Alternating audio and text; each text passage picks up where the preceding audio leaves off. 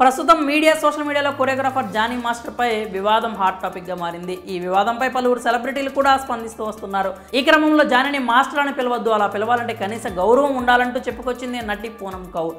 ఇదిలా ఉంటే తాజాగా టాలీవుడ్ డైరెక్టర్ త్రివిక్రమ్ వివాదం మళ్లీ తెరపైకి తీసుకొచ్చింది. త్రివిక్రమ్ పై తాను ఇచ్చిన కంప్లైంట్ తీసుకున్నారా అంటూ మా అసోసియేషన్ను ప్రశ్నిస్తూ ట్వీట్ చేసింది పూనం.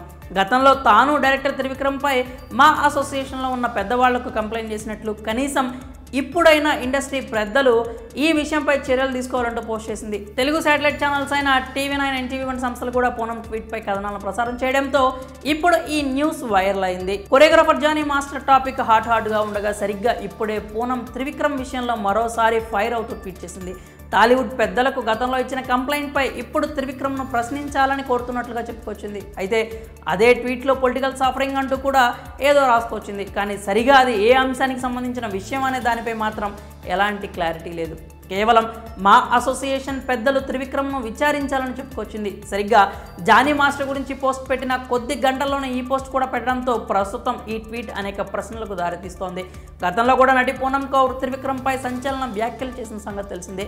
త్రివిక్రమ్ ఎలాంటి వారో, ఆయన స్వభావం ఏంటో తనకు తెలుసని, మగవారి ఈగో కోసం ఆయన సపోర్ట్ చేస్తారని, ఇతరుల జీవితాలను త్రివిక్రమ్ నాశనం చేస్తారంటూ పూనం ఫైర్ అయింది. అప్పట్లో ఈ వ్యాఖ్యలు ఇండస్ట్రీలో కలకలం రేపాయి.